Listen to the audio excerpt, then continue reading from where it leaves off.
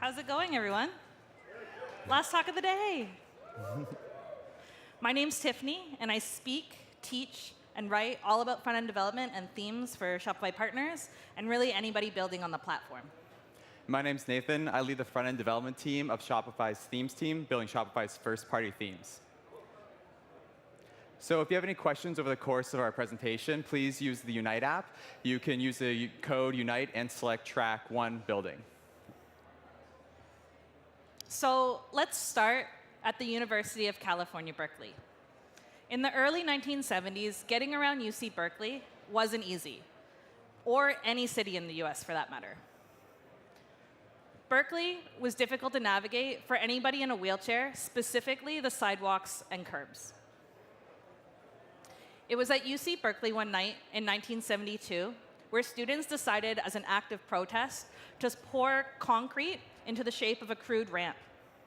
Despite being really uneven and taking a lot of momentum to get up, this makeshift concrete ramp enabled disabled students on campus with the much-needed mobility that they needed.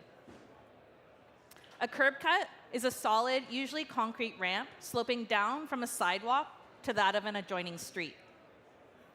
Pressed by activists in the same year, Berkeley installed its first official curb cut at an intersection on Telegraph Avenue. Hundreds of curb cuts followed, and then hundreds of thousands all across the country. Curb cuts, which are meant for wheelchair users to easily get on and off of sidewalks, help all sorts of people. They aid cyclists, people with strollers, delivery people, or anybody who's just not paying attention as they walk across the street. This phenomenon is what's known as the curb cut effect. Essentially, things intended to benefit people with disabilities wind up benefiting everyone. What this means is making an accessible experience can often lead to a better experience for all. And this concept can also be applied to building accessible experiences online.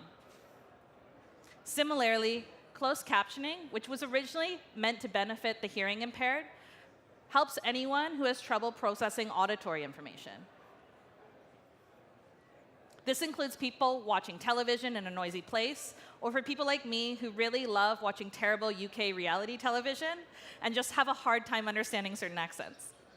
These types of innovations help everyone, not just those with disabilities. So as I said, I lead the front-end development team of the themes team. But the themes team as a whole invests time researching the needs of both our merchants and online shoppers, and then applying what we learn to the themes we build. And meeting the needs of online shoppers includes those with varying cognitive and physical abilities. In this session, we're going to talk about our own experience in building accessible storefronts and show you how that an improvement in the name of accessibility often benefits all users of your website. So you, as a developer or designer or product manager, might already be feeling energized about building accessible experiences. Maybe it's because you understand its importance to your end users, maybe there's a legislative concern, or you're just personally driven by building inclusive designs. Whatever it is, you're ready, and now the real work actually starts. But figuring out how to get started can be a daunting task. If you're new to accessibility, how do you start ramping up on knowing what's expected of an accessible experience? Do you read blog posts? You read guidelines? You ask end users? Well, if you've been thinking about accessibility for a while, you've probably heard of WCAG, the Web Content Accessibility Guidelines developed by the World Wide Web Consortium, also known as W3C.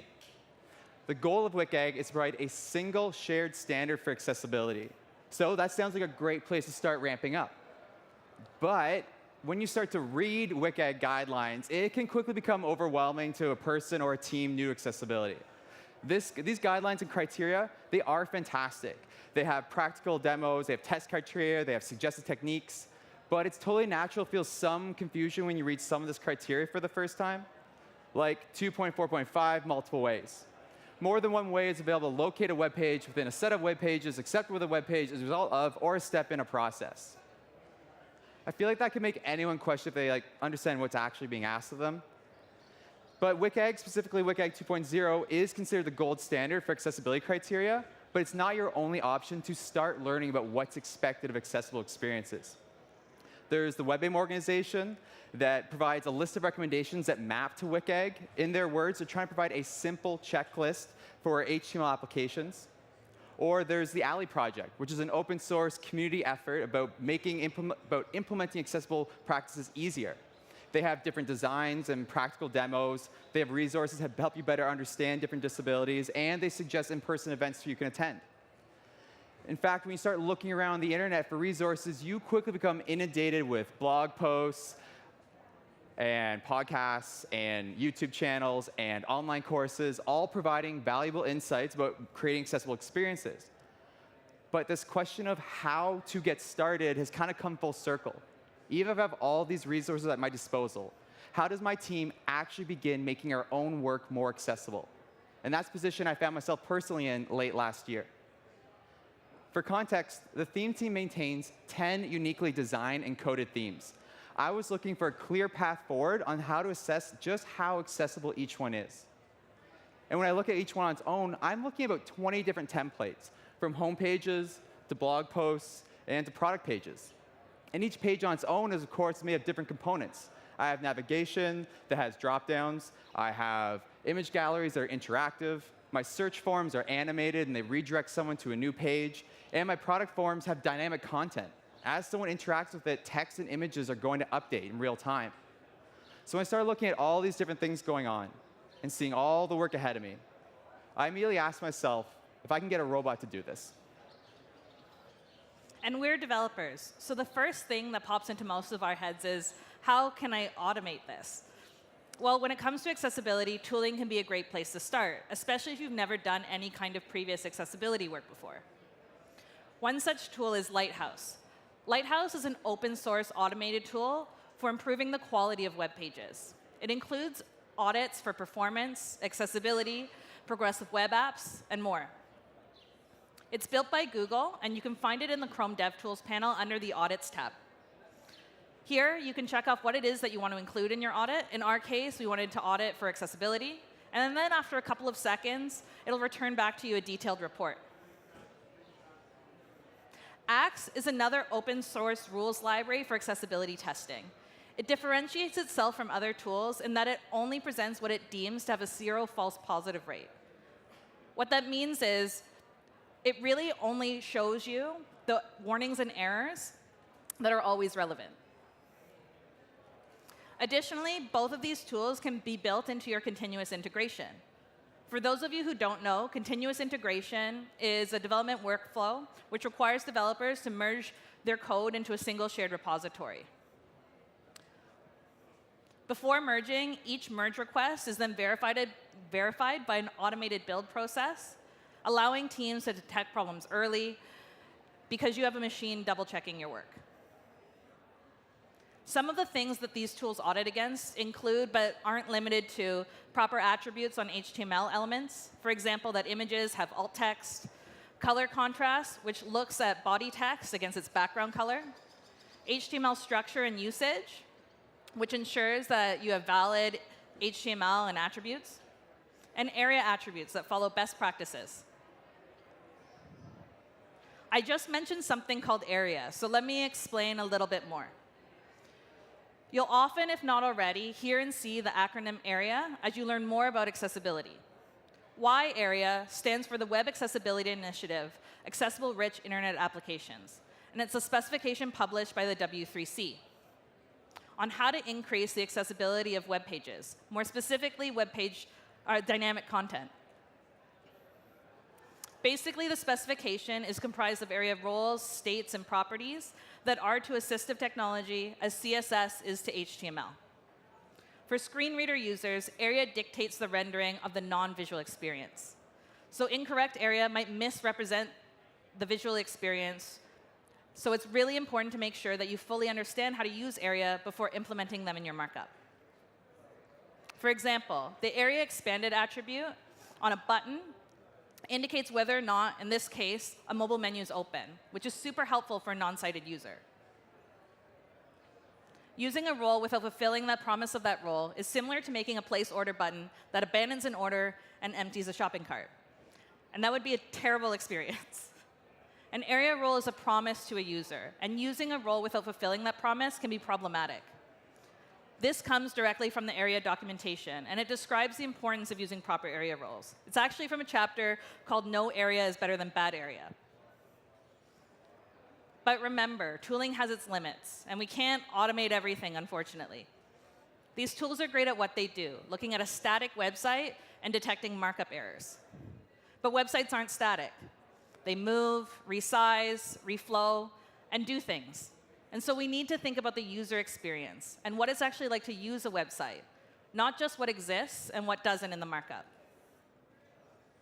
Looking at the narrative theme on mobile, there's an issue with this design. And it's the type of error that an automated tool wouldn't catch. The sale price, which is shown in gray, is breaking a guiding principle of accessibility, that color alone is not enough to convey meaning. Now, in reality, the product page doesn't look like this. It looks like that. We're striking through the text. An automated tool wouldn't know that this text is supposed to indicate the original price. And tests would have passed because the color contrast of this text is high enough. By not relying solely on color alone, we can help users who might be colorblind or have low vision. Both groups have difficulty discerning colors and are therefore at a disadvantage when interpreting certain designs. In addition to those groups, this is also just a quick win to help anybody who's viewing our website and wants to know the difference between the sale price and the original price. So Tiffany's highlighting a realization we had early on when we started making our own themes more accessible. Automated tooling tells you about the markup that's on the page, but it doesn't tell you anything about the experience you're actually serving to your users. And this was a turning point in deciding how we would continue to audit our own themes. If you want to make an accessible experience, you have to be thinking about that user journey from beginning to end. Findings from automation are great, but they're standalone items devoid of any context. An improvement early on can be quickly negated by a blocker later in the journey. So we stopped thinking about auditing pages and started thinking about auditing tasks. What are the tasks a user is trying to complete, and what are the steps along the way? Completing a purchase, for example, has a number of steps. Tiffany's already talked about one of those steps when we view a product, an accessibility consideration that you can't rely on color alone to communicate any information. So I'm going to go to the next step in that task, and I'm going to look at the accessibility considerations for browsing a product's many options. So there's something inaccessible about this design. Specifically, there's a problem with those product option dropdowns. Right now, there's no visible label. I have no way of knowing what's going to be black and what's going to be orange. Now, a common solution for this often looks like this. The label appears as if it's the first option in a dropdown, and then when we go into the markup, we use ARIA labels, so a screen reader will say the label, it will say frames, and an automated tool will give us a thumbs up. But this is not a great experience. When you look at this design, it puts certain groups at a disadvantage. How many of the audience right now are trying to remember which option was frames and which one was lenses? How many of you are trying to figure that out right now before I switch the slide? What you're experiencing is the same thing a number of your users are experiencing. A visible label greatly reduces the mental burden just to browse options. So who this benefits? Well, a visible label will help those with certain cognitive impairments, like difficulty concentrating. But as we already said, this is useful for anyone. If you had to look away from your phone to grab your credit card or answer a text, when you come back to this page, you shouldn't be confused or feel like you have to start over to figure out what's going on. And as I said before, product pages often have dynamic content, so images and text will change as a result of my actions. So in this video, I'm about to change an option, and it's going to go from 3 available to 1 available. And later, when I change to another option, the add to cart text is going to read sold out. Now, those changes are apparent to any sighted user. But if you're blind or have low vision, what do you do then? Those people want to know, just as much as anyone else, if things are becoming more or less expensive. We're going to have to find a solution that's going to work for people that rely on screen readers to use the internet. And we can use ARIA to do that, specifically ARIA Live. ARIA Live tells a screen reader that an area on the page may change in the future, and when its content does, to tell the user. This is often called creating a live region. To do it, it's relatively straightforward. I wrap my price and my availability in an HTML element. I put the ARIA Live attribute, and I'm going to set it to polite. So a message will be read, but if there's any ongoing messages, it's not going to interrupt those. So if I do the same so when I go from 3 available to 1 available, that change will be announced by a screen reader. So I'm going to play this video again. This time I have a screen reader, Mac voiceover turned on. When I go from khaki to moss, the screen reader will announce that there's 1 available. So live regions are a consideration for people that rely on screen readers. They want to know just as much as anyone else if prices are going up or down, or if they're going to have to act quickly to grab that last one left.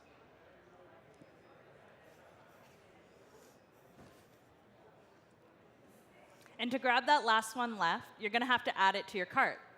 And this is the next step in our key task. When you click on the Add to Cart button, it opens the cart drawer, and our item is added to our cart. But not everyone uses a mouse to navigate online.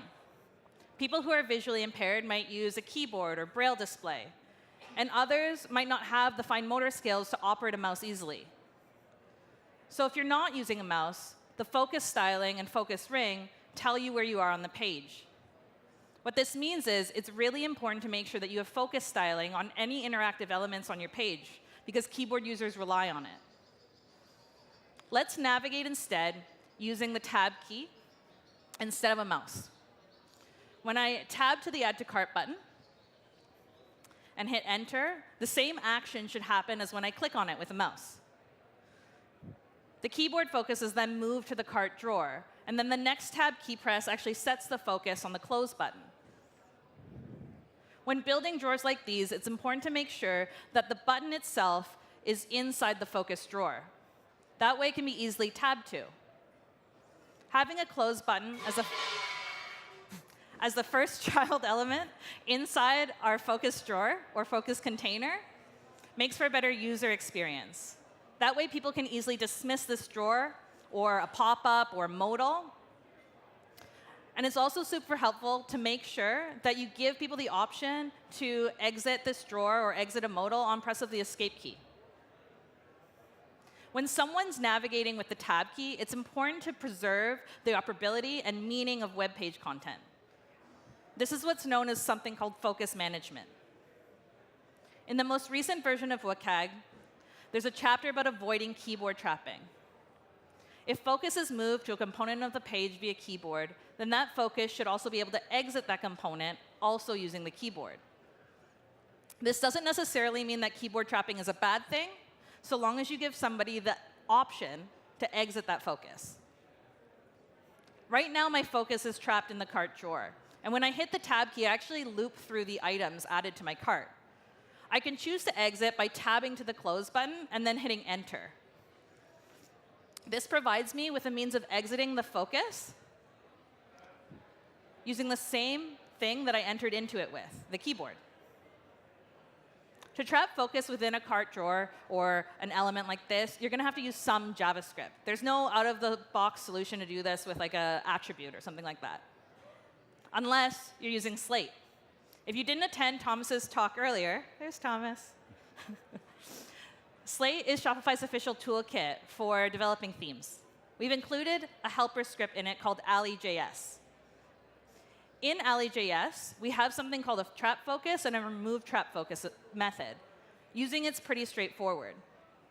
In this example, what we're doing is we're triggering a drawer to open and close with a button that has a click event.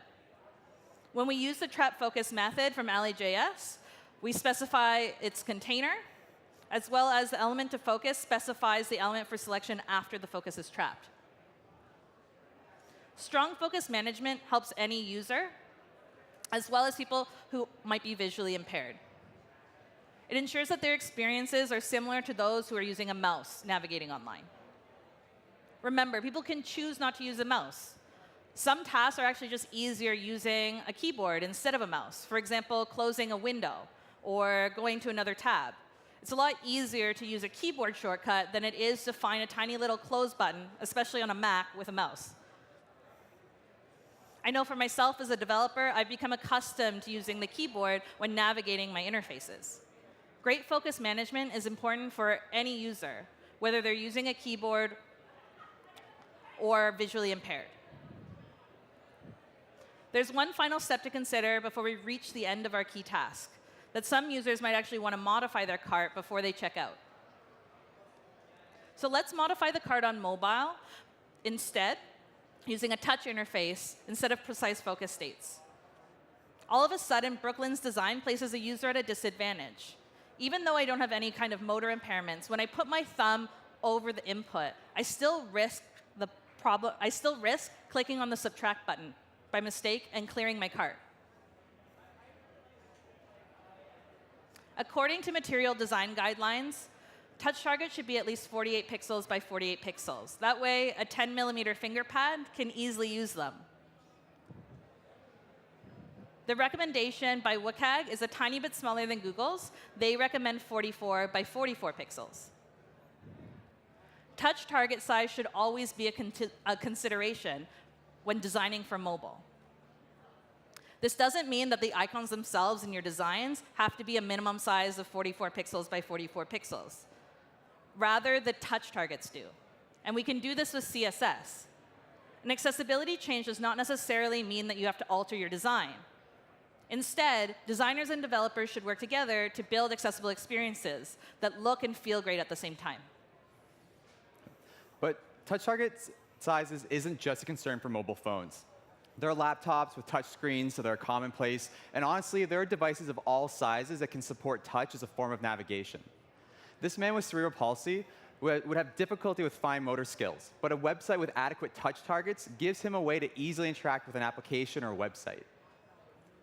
And thinking more about the actual device is going to bring up some new opportunities. In narrative, when I add to cart, and then I go to modify the cart contents, we bring up the number pad, not the full QWERTY one. So the number pad's only going to show you the keys that you actually need, and it has an added benefit of larger touch targets. And to bring up that number pad's pretty easy. Set the type attribute, its value to number. And there are specialized keyboards for telephone numbers, emails, dates, and even search results. And by using the correct input type, you're going to optimize that user experience, requiring less typing and less required precision. But that's actually something everyone wants. This is a great example of how one small change in the name of accessibility ends up benefiting all users of your website. So today we've been talking about how our designs can benefit people that may experience a range of disabilities. Hearing loss, trouble concentrating, motor impairments, low vision. But there's a group that's known to suffer from many, sometimes all of these types of disabilities that we should all be thinking about. And that group's actually mentioned right in the WCAG guidelines. That as people get older, their abilities change. Someone who once had no problem using a mouse can develop arthritis. Someone's vision can blur over time as a result of cataracts. And just who gets older? You do.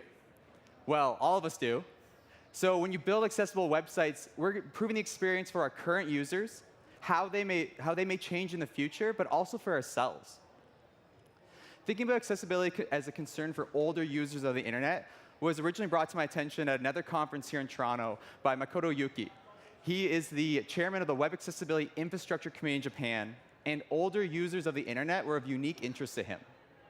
Because Japan has the oldest average population in the world, with over 1/4 above the age of 65, and an age group that's expected to grow in the coming decades. But there's something else interesting about that age group.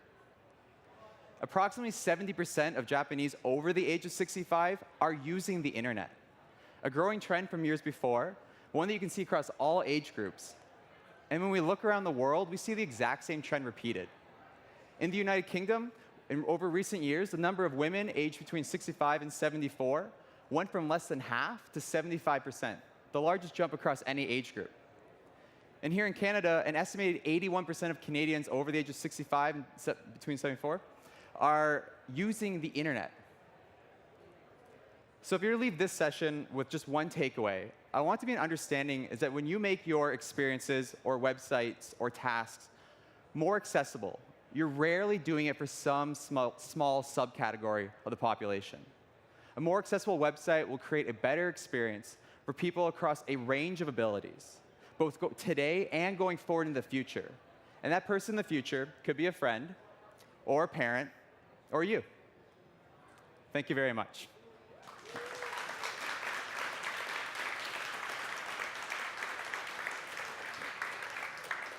So I believe Effie will bring us the iPad. If Effie is still here. Oh, yay. Any suggestions for how to automate accessibility so I can be accessible without thinking about it?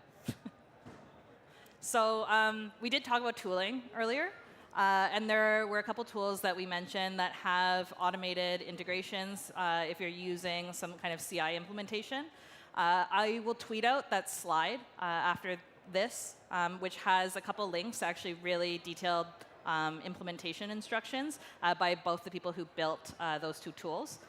But I think the point of our talk was really to explain that as much as you can automate certain parts of accessibility testing or what have you, that there's certain things that you just can't test for. And those are like how to actually navigate through a website using the tab key on your keyboard. Right? So if I'm tabbing through my website and I can't actually add an item to a cart, that's not something that an accessibility tool is going to be able to tell you. Cool. Oh, what's this? Any future plan? Any future plans on making accessible third-party apps mandatory? Unfortunately, I would not be the person to ask anything about apps. I work solely in themes. Who might be a person to ask about apps? Where's Dom? Where's Dom? There's Dom, hiding in the back. So there's anonymous. I'm not sure who asked the question, but Dom is in the back if you want to know more about apps. Yep. Sorry. Any tips for CSS styling that may interrupt a user's experience for those using accessibility tools? Example, display none, not playing nicely with screen readers. So I'll talk about display none. CSS does matter when you're using screen readers. Putting something as display none is the equivalent of, well, visually it not being there, but also if a screen reader looks at something that's display none, it won't interact with it. So that's maybe it interrupts experience in some cases, but often it's quite helpful if you're going to put a drawer off page. Actually, yeah, that's something I should focus on. Like, if you are going to move things off page, set those to display none. You don't want, if you've ever gone to a website and hit tab, and let's assume there's focus rings, but all of a sudden your tab has gone off page, chances on, well, it's disappeared, chances on it's off page somewhere. So display none is actually pretty useful. Yeah. I would think another example of something that you can do with CSS that actually most people assume that because it's with CSS it wouldn't affect screen readers is using a text transform and making all your text uppercase, which actually does affect screen readers. Yeah. It will read something out as like an acronym, like letter by letter. Yeah, like add to cart becomes ADD to cart. Yeah. Yeah. Which is like not an expected behavior for most people who are like starting out with accessibility. They assume that if I'm using CSS to alter this, I'm like not actually changing the text itself in the DOM and it'll be fine. Yeah. But yeah, that if you're actually testing with a screen reader and not using like an automated tool or something like that, you'll notice that that is a problem. Something else I learned recently. So if you've been working accessibility for a while in CSS, like Flexbox and Grid, like Grid newer and Flexbox new at that time, will let you reorder things on the element of the layout with just CSS. Problem is the screen reader will go through the HTML content and start reading things perceivably out of order. And as we said, that even tabbing around. So just because you're hitting tab doesn't mean you're visually impaired. So all of a sudden your focus management starts jumping around, and maybe your screen reader is reading things out of order you don't expect. So Flexbox and CSS can be problematic. Or even just positioning things randomly with position absolute can be problematic. Yeah, that's something I learned this month. Yeah. That, I think if you can do, any time that you can put something in its like normal document flow and like leave it that way and do to it minimally things with CSS, as opposed to like taking something from the bottom of the page that's normally in the DOM and then moving it to the top with CSS and then creating a really strange experience for somebody who's tabbing through your website. Like I would always suggest like lean towards just being able to have it in the correct order and display it in the correct order. Yeah. There was a really good question here about pulling Ali.js out of Slate, and it is it not? Yeah. Yeah, so right now those scripts, we had a number of helper scripts in Slate version 0, and since then we've moved it to its own repo, public repo called theme scripts. Yeah. So it's actually outside of Slate as well. So Slate consumes it, but you can just as easily access and use those scripts by themselves. Cool. Cool. It says I have 6 incoming, but nothing happens when I touch it. Do you have to hit this? Technology's hard. Yeah. Well, I don't know. I'm hitting things and nothing's happening. Okay. Okay. Cool. Well, thank you, everyone.